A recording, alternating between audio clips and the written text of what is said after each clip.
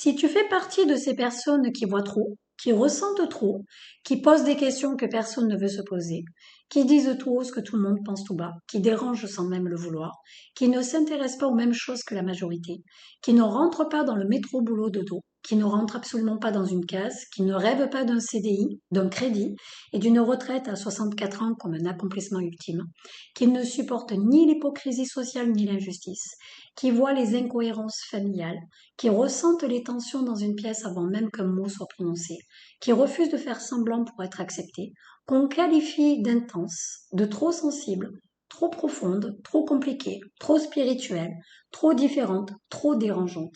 Alors écoute bien cet épisode parce que peut-être que tu n'es pas le problème, peut-être que tu es juste le mouton noir d'un monde qui préfère les gens dociles.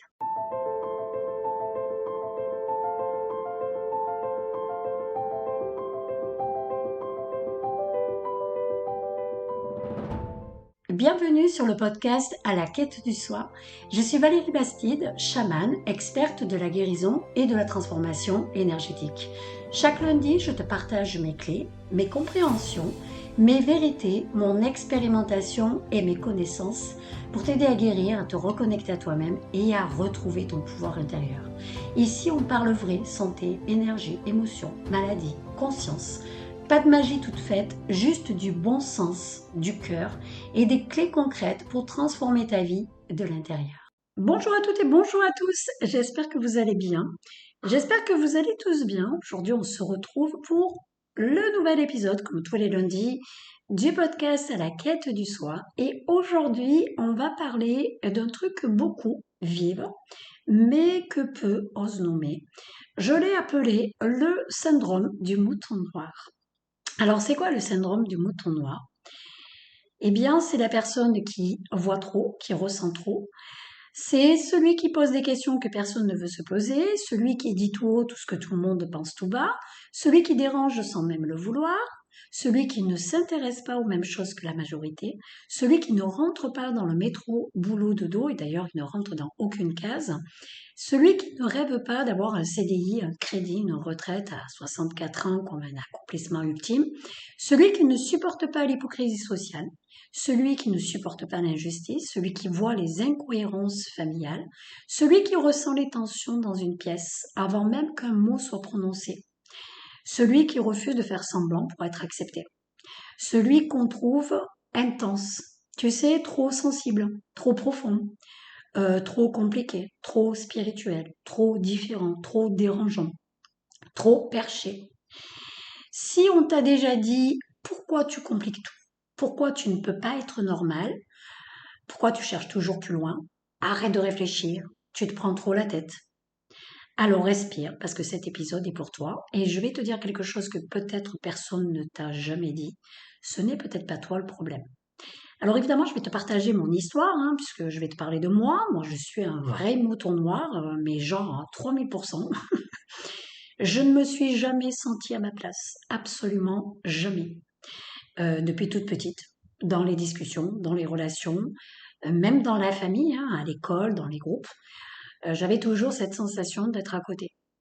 Pas mieux, pas au-dessus, mais juste ailleurs. À l'école, c'était une catastrophe, j'étais nulle, mais j'étais archi nulle. Objectivement, je devais redoubler toutes les classes du début de la primaire jusqu'à la fin du collège. J'en ai redoublé deux, CM2 et 5e, il me semble. Pourquoi? Parce que je crois qu'à un moment donné, on a dû se dire, bon, on va la laisser passer, quoi, en fait, parce que c'est du jamais vu, une élève qui redouble toutes les classes. Sur les bulletins, j'avais des mauvaises notes, évidemment, mais j'avais toujours la même appréciation. Pas beaucoup trop. Alors oui, parce que j'aimais le contact humain, j'aimais comprendre les gens, j'aimais échanger, mais apprendre des leçons qui ne vibraient pas, ça c'était impossible. Ce n'est pas que je n'aimais pas apprendre, j'adore apprendre. Je me nourris tous les jours, je dévore, je cherche, je creuse, mais ce qu'on m'inculquait, ça ne résonnait pas. Il y avait aussi cette domination avec les notes, avec les bons points, avec le classement. Et moi, j'ai toujours fonctionné comme ça. Si ça ne résonne pas, je ne le fais pas. Je suis incapable de faire autrement.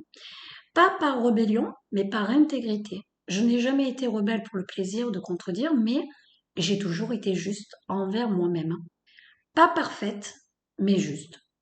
Et la liberté a toujours été non négociable pour moi.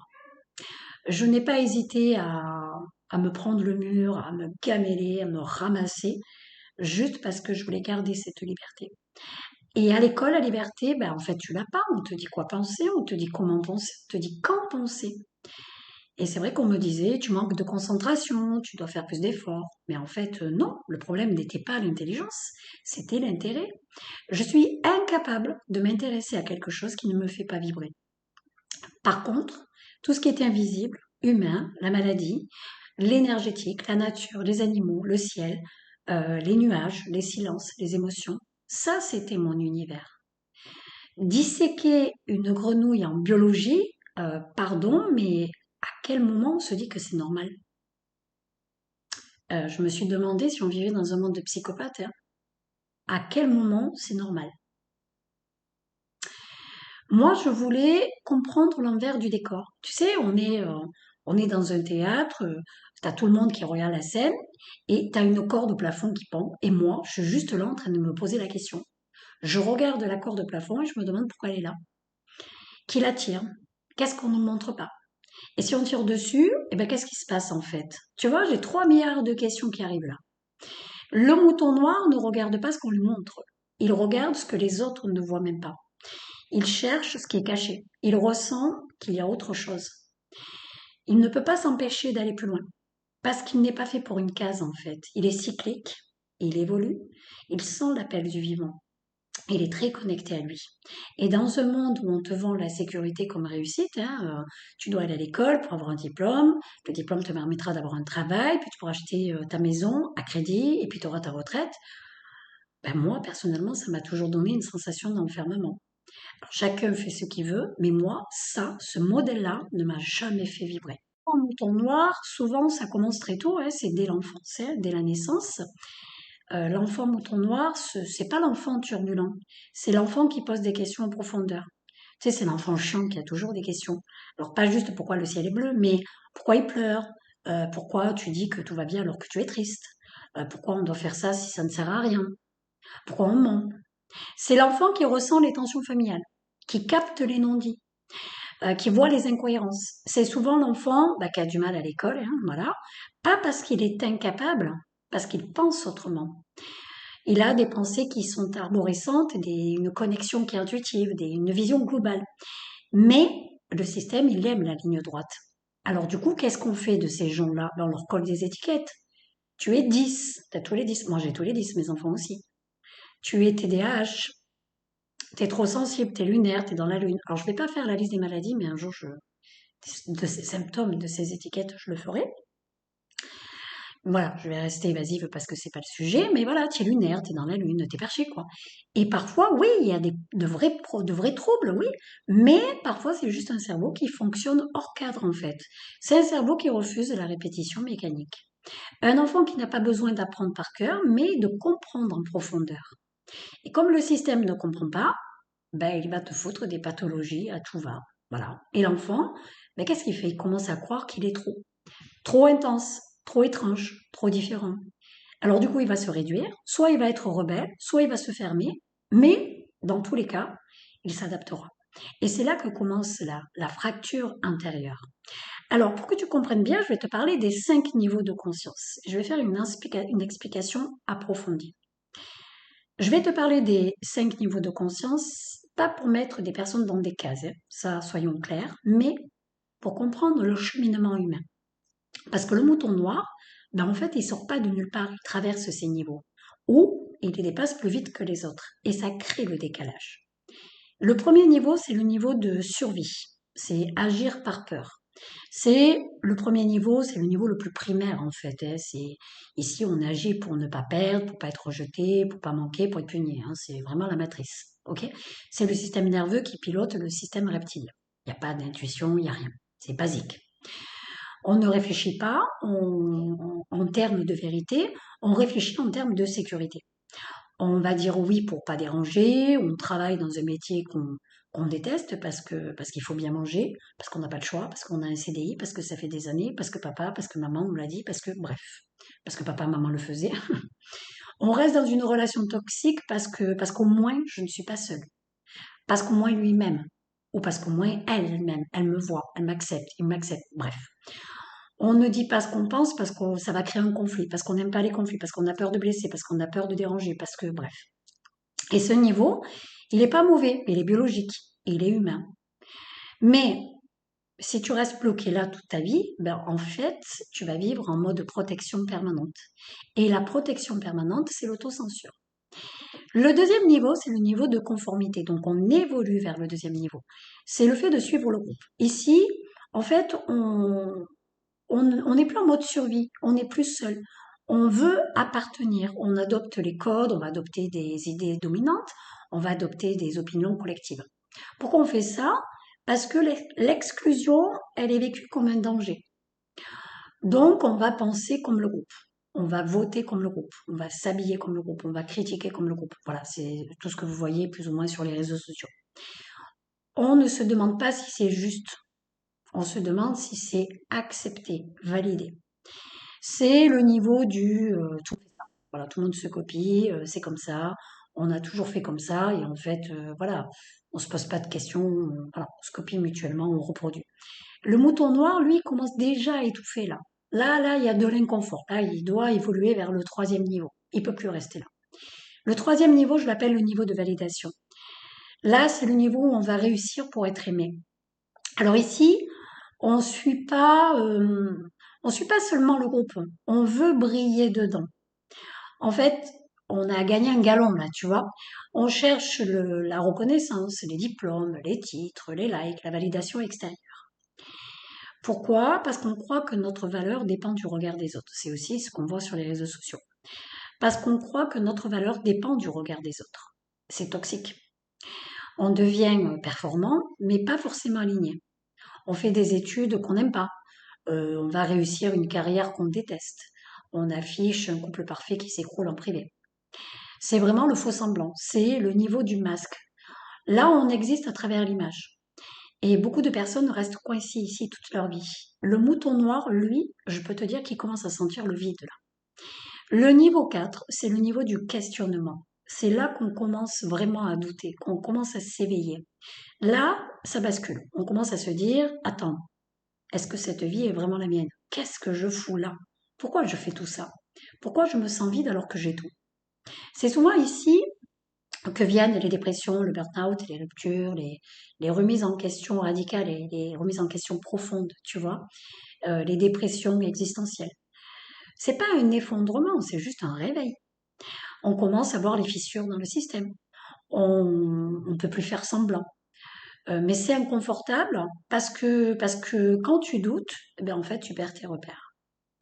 Le cinquième niveau, c'est le niveau de conscience. Là, on voit tout, on voit les mécanismes. Et là, tu ne peux plus revenir en arrière. Tu vois les manipulations sociales, tu vois les dynamiques familiales, tu vois les blessures derrière les comportements, tu vois les conditionnements collectifs. Là, tu prends pleinement ta part de responsabilité. Tu comprends ton histoire. Tu ne juges plus seulement, mais tu comprends. Tu vois qu'une personne agressive est souvent une personne blessée. C'est ce que tu vois déjà dans ta famille. Hein. Voilà, ton père, ta mère, tu n'es plus en train de les juger. Tu les comprends maintenant. Tu comprends ce que tu devais comprendre. Tu comprends la leçon qu'il y a derrière. Tu vois que le système dominant, il repose sur la peur. Tu vois que la réussite ne garantit pas l'alignement. Et surtout, tu vois tes propres mécanismes. Et ça, c'est violent parce que tu ne peux plus accuser seulement l'extérieur. Tu n'as plus d'excuses. Tu es obligé de prendre ta part de responsabilité, d'être honnête avec toi-même. Tu dois te responsabiliser. Donc, si tu es le mouton noir, il y a de grandes chances que tu sois dans le cinquième niveau. Et voilà ce que ça donne concrètement dans ta vie, en fait. En fait, tu ne peux plus anticiper à des discussions superficielles longtemps. Il y a des types de relations que tu ne peux plus avoir. Ça ne résonne plus. Ça ne t'intéresse plus. Tu ressens quand quelqu'un te ment. Tu ne supportes plus les relations basées sur le paraître. Tu vois les incohérences politiques, sociales, familiales. Tu supportes plus les personnes qui ont des excuses, en fait. Tu ressens les non-dits dans une pièce. Tu sens quand quelqu'un n'est plus aligné avec ce qu'il dit. Et ça isole, parce que tout le monde n'a pas envie de voir. C'est pas une supériorité hein, d'en être au cinquième niveau, et ça, il faut le dire clairement. C'est pas juste je suis plus éveillé que les autres, c'est plus exigeant. Parce que quand tu vois les mécanismes, en fait, tu peux plus te cacher derrière l'ignorance.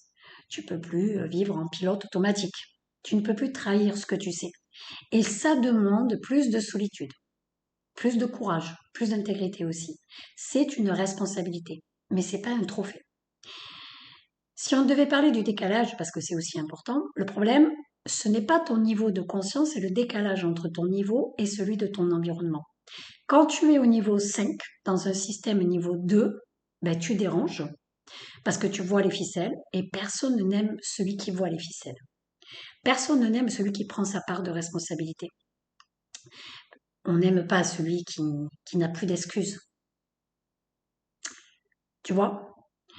Donc, les clés pour le mouton noir, évidemment, que je vais t'en donner. Pour ne plus te sentir isolé, ne reste pas seul, ne reste pas isolé, ne pense pas que tu as un problème. La première clé, c'est de comprendre que ton décalage est structurel, pas personnel. Tu n'es pas trop, tu es juste structuré différemment. Ton système nerveux, il capte plus d'informations. Ton système analyse plus de couches et ton intuition, elle traite des signaux que d'autres ignorent. Tu vois le fonctionnement? Ce n'est pas un problème d'intégration, c'est un problème d'environnement. Tu sais, je le dis souvent, un poisson ne nage pas mal, il nage mal hors de l'eau. Tu vois ce que je veux dire? Ta première clé, c'est arrête de croire que tu dois te corriger. Reste toi-même. La deuxième clé, c'est apprendre à distinguer isolement et solitude choisie. Beaucoup de personnes confondent.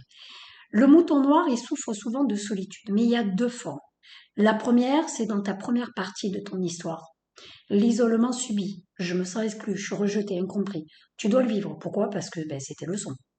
La deuxième partie de ton histoire, c'est là où tu vas concrétiser, être toi-même, aider les autres, aider l'environnement, la nature, les animaux, ce que tu veux. Bref, accomplir ta mission de vie. Là, c'est une solitude qui est choisie. Je me retire pour me recentrer. Parce que tu ne peux pas rester au milieu de la foule. Tu es une vraie éponge émotionnelle, tu sais te protéger, mais tu as des moments où tu dois être seul. Et tu aimes être seul. Parce que ça te permet de te recharger. La différence, elle est énergétique. Dans l'isolement, tu te sens petit. Dans la solitude choisie, tu te sens stable. Et apprendre à transformer l'isolement en retraite consciente, c'est pas fuir, c'est te recharger. Et tu en as besoin, c'est viscéral, c'est obligatoire. Donc si tu aimes être seul et rester seul, c'est normal. Ok? Troisième clé, ne cherche plus à convaincre, ça ne sert à rien. Je t'ai expliqué les niveaux de conscience. Les gens ne comprendront jamais. Et c'est normal. Et c'est de l'ego de vouloir persister. Je sais que ça part d'un bon sentiment. Je l'ai eu fait moi aussi. Mais ça ne fonctionne pas. Ça, c'est essentiel de le comprendre. Le mouton noir a souvent un besoin viscéral de réveiller les autres. Pourquoi? Parce qu'il veut les guérir. Parce que, voilà, c'est normal. Il est là pour ça. Mais c'est une erreur parce que tu n'es pas là pour convaincre. Tu es là pour incarner. Juste être toi-même. Ton évolution va aider les autres. Autant déranger et autant inspirer. Si tu déranges, écoute, c'est génial parce que tu es déjà en train d'inspirer. Plus tu expliques, plus tu fatigues. Plus tu incarnes, plus tu inspires. Tu vois? Donc laisse le bruit de la foule de côté, laisse les gens évoluer à leur rythme. Ta paix vaut mieux qu'un débat gagné. Et arrête de dire oui, mais ils évoluent pas. Non, ne sois pas ici égoïste. On n'est pas tous sur le même niveau de conscience. Et ça, il faut être OK avec ça. Quatrième clé, c'est sélectionne ton entourage comme on sélectionne sa nourriture. Tu ne mets pas n'importe quoi dans ton corps, alors ne mets pas n'importe qui dans ton espace. Je suis désolée. Les moutons noirs, ils absorbent beaucoup. Donc si tu restes entouré de personnes qui sont cyniques, qui sont moqueuses, qui sont toxiques, qui sont fermées, qui sont manipulatrices, tu vas t'éteindre. Voilà. Entoure-toi de personnes qui questionnent, qui évoluent, qui assument leurs faibles, leurs failles, qui sont capables de profondeur. Ok? Donc ne reste pas derrière des excuses, oui, mais ils sont toxiques, oui, mais je suis là pour les aider. Non, tu comprends bien que ça ne marche pas. On n'a pas besoin de te le dire. Entoure-toi de personnes qui sont comme toi. Même si elles ne sont pas nombreuses, la qualité remplace la quantité. Et ça, tu le sais. La cinquième clé, c'est comprendre que ta sensibilité, c'est un outil. C'est pas une faiblesse. Tu ressens fort, oui, mais ça te permet aussi d'anticiper, de comprendre, de lire entre les lignes, d'aider. Tu vois ta différence, ton petit truc en plus? Le problème n'est pas ta sensibilité, le problème est ton manque de limite.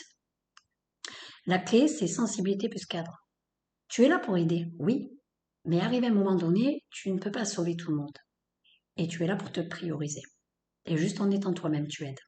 Sixième clé, développe ton ancrage physique. Tu sais, le mouton noir, il est beaucoup dans la tête. Il analyse, il ressent, il capte. Enfin, bref, alors lui, laisse tomber. Il y a un papillon qui passe, il est déjà parti. Hein, mais s'il ne s'ancre pas dans le corps, il se disperse. Et on a tous tendance à faire ça. Donc, moi, ce que je te recommande, c'est d'aller marcher, c'est de bouger, c'est respire profondément, mange correctement, dors et une organisation intuitive, une vie intuitive. Le corps, c'est ton socle, en fait. Et sans ancrage, la conscience, elle devient instable. La septième clé, c'est comment dire? Ah, je vais le dire d'une belle façon. Ne romantise pas ta différence. En fait, tu n'es pas spécial, tu es responsable. La différence, c'est pas un badge d'honneur, hein, c'est un appel à maturité. Si tu vois plus loin, tu dois agir avec plus d'intégrité. Moins de victimisation, oui, mais plus de stabilité. Ok? La huitième clé, c'est arrête de vouloir être compris par ceux qui ne peuvent pas te comprendre. Tu sais, tout le monde n'a pas la même capacité d'ouverture, tout le monde n'est pas sur le même niveau de conscience. C'est pas méchant, c'est un niveau de conscience. Si tu attends de la validation de quelqu'un qui est encore en mode survie ou conformité, ben, tu vas souffrir inutilement. Donc cherche l'échange et pas l'approbation. La neuvième clé, c'est fais la paix avec ton rythme. Tu ne vivras jamais comme la majorité. Je te le dis clairement. Voilà, si tu dois le comprendre, bon, je vais te le dire. Tu ne seras jamais comme la majorité, tu ne vivras jamais comme eux. Tu ne fonctionneras pas comme la majorité. Ça, c'est un fait. Tu ne seras peut-être jamais rassuré par le schéma classique. Et c'est OK. Le mouton noir est souvent cyclique. Il a besoin de périodes d'introspection, de remise à zéro, de transformation. Il accepte ses cycles, cycle haut, cycle bas, ses saisons. Donc, ne t'oblige pas à vivre en ligne droite parce que ça ne marchera pas. Tu vas te mettre dans l'inconfort parce que tu n'es pas conçu pour ça. La dixième clé, c'est rappelle-toi que tu n'es pas seul. C'est important de le dire parce que je vois beaucoup de moutons noirs, de vieilles âmes qui se sentent tout seuls. Et le piège du mouton noir, c'est de croire qu'il est unique dans son décalage. Non. Je peux te dire qu'à l'heure d'aujourd'hui, vous êtes nombreux, silencieux, discrets, en train de chercher ou en train d'être actifs, mais nombreux. Et quand deux moutons noirs se rencontrent, ben, il n'y a pas de lutte, il y a juste de la reconnaissance.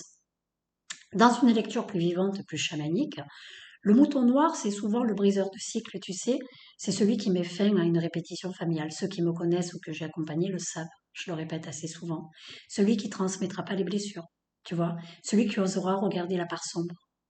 Mais pourquoi? Parce qu'on est tous interconnectés. Mais briser un cycle, ça demande du courage. Ça, je le dis tout le temps. Parce que tu dois voir la blessure, la comprendre et ne pas la reproduire. Ça demande une maturité émotionnelle énorme. C'est pas glamour, c'est exigeant. Ça va te demander de prendre tes parts de responsabilité, de comprendre que tu as toujours été 100% responsable de ta vie. Même si tu as subi des choses graves, ce n'est pas de ta faute. Mais tu as toujours eu un choix à faire. Et il n'y en a que deux. Si c'est des oui, mais, c'est des excuses. Donc pour te rassurer vraiment, je dirais que si tu es un mouton noir, tu n'es pas là pour plaire, tu n'es pas là pour sauver, tu n'es pas là non plus pour convaincre, je tiens bien à te le dire. Tu es là pour incarner ta cohérence. Et plus tu seras aligné, moins tu souffriras de ton décalage. Maintenant, on va à cette grande question. Vous avez été nombreux à me la poser. Pourquoi les autres ne me comprennent pas? Ce n'est pas parce qu'ils sont stupides et c'est pas non plus parce qu'ils sont moins évolués au sens arrogant du terme. C'est une question de structure intérieure. Premièrement, parce qu'on ne comprend pas, euh, on comprend que ce qu'on a expérimenté. On ne peut pas comprendre en profondeur ce qu'on n'a pas traversé. Tu comprends? Si une personne n'a jamais remis sa vie en question, n'a jamais exploré ses émotions, n'a jamais ressenti d'appel intérieur, n'a jamais vécu d'effondrement existentiel, n'en a jamais eu marre d'en avoir marre, tu vois, elle ne peut pas comprendre quelqu'un qui vit ça. Elle peut entendre les mots ou pas, ça dépend de son niveau de conscience, mais elle ne peut pas ressentir la vibration derrière. Et la compréhension réelle passe par l'expérience. C'est pour ça que ça ne marche pas. Deuxièmement, parce que ce que tu incarnes active leur zone inconfortable. Bah oui, il faut en parler, il faut le dire. À un moment donné, il faut être honnête avec soi. Quand tu vois les mécanismes, quand tu refuses l'hypocrisie, quand tu poses des questions profondes, quand tu n'es plus dans la matrice, tu actives chez les autres ces doutes, ces contradictions, ces peurs, ces non-dits. Toutes les bases qu'il a eues, l'éducation, Et l'être humain, face à l'inconfort, en fait, il a deux choix. Évoluer ou rejeter. Et oui, la majorité choisit le rejet, effectivement. C'est plus simple de dire tu es bizarre que de se dire pourquoi ça me dérange. Troisièmement, parce que la matrice valorise le concret par le subtil. On vit dans un monde qui valorise le diplôme, le salaire, le statut, la performance, la réussite, mais pas l'intuition, la perception fine, la profondeur émotionnelle, la conscience des dynamiques invisibles. Ces personnes-là le dérangent parce qu'elles savent, parce qu'elles ne rentrent pas dans les cases. Donc si tu parles d'énergie, de cycle, d'intuition, de mission de vie, pour quelqu'un qui est encore au niveau de survie ou validation, ben, ça paraît fou. Fou, flou, abstrait, inutile, perché, et tu vas te retrouver dans la case des complotistes. Tu vois? Pas parce que ça l'est, mais parce que ce n'est pas son langage, il ne comprend pas ce que tu veux dire. Quatrièmement, parce que ton rythme est différent. Le mouton noir, il évolue souvent plus vite intérieurement. Il traverse des phases de remise en question profonde, il digère des couches psychologiques et il change. C'est juste ses leçons qu'il comprend. Mais son entourage peut rester au même niveau pendant 10, 20, 30 ans. Et vous connaissez tous des personnes qui sont dans ce cas-là. Le décalage, il devient énorme. Et quand le décalage devient trop grand, ben, la relation devient inconfortable et souvent elle s'arrête. La cinquième raison, c'est parce que comprendre demande de l'humilité. Te comprendre, c'est accepter que tout ne soit pas rationnel, que tout ne soit pas contrôlable, que tout ne soit pas linéaire. Et ça demande une ouverture intérieure. Alors beaucoup, effectivement, préfèrent la stabilité à la vérité. Quand tu es sensible à l'invisible, tu vibres sur une fréquence subtile. Quelqu'un qui fonctionne uniquement en mode mental, rationnel, sécuritaire, il ne capte pas cette fréquence. Ce n'est pas une question de supériorité, c'est une question de canal. On ne capte pas la radio si on n'est pas sur la bonne fréquence. Et ça ne veut pas dire que tu dois te taire, que tu dois te réduire ou que tu dois devenir normal. Mais ça veut dire que tu choisis à qui tu parles de certaines choses. Et tu vas choisir les personnes que tu as envie de fréquenter. Tout le monde n'est pas un espace sécurisé pour ta profondeur, j'aime bien te le dire. Bon, il y a une vérité qui rassure, hein, tu n'as pas besoin d'être compris par tout le monde. Hein. Tu as besoin d'être aligné avec toi, tout simplement. Quand tu rencontres quelqu'un qui est sur la même fréquence, il n'y a pas d'explication. Il y a juste de la reconnaissance qui est silencieuse, qui est évidente et qui est stable. Pour finir, on va aborder un terrain un peu sensible mais puissant. Alors, on ne va pas partir dans du fou mystique, on va parler clair, ancré, logique et surtout profond. Hein, parce que les capacités extrasensorielles, c'est pas un délire, c'est une extension naturelle de la perception humaine en fait. Et chez le mouton noir, bah, elles sont souvent déjà là hein, depuis la naissance. Hein. On va remettre les choses à leur place. Tout être humain possède des capacités de perception fine, mais tout le monde ne les développe pas. Pourquoi? Parce que la matrice valorise ce qui est visible, mesurable, rentable, et tout est une question de niveau de conscience. Parce que ce qui est subtil, intuitif et vibratoire, bah, le mouton noir, lui, bah, il est comme ça, quoi, en fait. Et donc, c'est ce qui n'est pas accepté dans la matrice. Le mouton noir, lui, il a souvent gardé cette porte ouverte depuis la naissance. Ce que ça peut être concrètement, c'est que ce n'est pas forcément le fait de voir des esprits. C'est par exemple le fait de ressentir l'énergie d'une pièce dès que tu entres. C'est que tu sais quand quelqu'un ment, sans preuve tangible, tu vois. Tu vas capter l'état émotionnel d'une personne sans qu'elle parle. Tu vas rêver de choses qui se produisent ensuite. Tu ressens des sensations physiques quand quelqu'un va mal. Tu as des intuitions fulgurantes qui s'avèrent justes. Tu te sens vidé après certaines interactions. Ça, ce sont des perceptions fines. Et si tu es mouton noir, il y a de grandes chances que tu les aies. Mais comme personne ne t'a appris à les comprendre, tu as cru que c'était de l'hypersensibilité, comme on l'entend à tout va, et c'est assez pénible. De l'anxiété, de l'imagination, trop réfléchir, t'es perché, t'es ci, t'es mis, enfin bref, non. C'est de la perception, tu es tout à fait normal, sauf que tu as un petit truc en plus. Dans une version cartésienne, en fait, qu'est-ce qui se passe? Le cerveau humain, il capte des micro-signaux, micro-expressions, micro-changements de ton, des variations corporelles et un champ émotionnel. Ton système nerveux, il les enregistre, mais la plupart des personnes ne les interprètent pas consciemment. Le mouton noir, lui, il les perçoit, et comme il ne sait pas quoi en faire, ben, il peut se sentir envahi. Et dans une lecture plus vivante, une version chamanique, en fait, c'est que tu es resté connecté au vivant, à la nature, au cycle, à l'invisible, mais tu n'as pas complètement fermé la porte. Et ça, ce n'est pas un hasard. Certaines âmes viennent avec une sensibilité accrue, pas pour se sentir supérieure, mais pour guider, soigner, guérir, comprendre, transmettre. Alors le danger, c'est que si tu ne maîtrises pas ces capacités, tu absorbes tout. Tu confonds ton émotion avec celle des autres.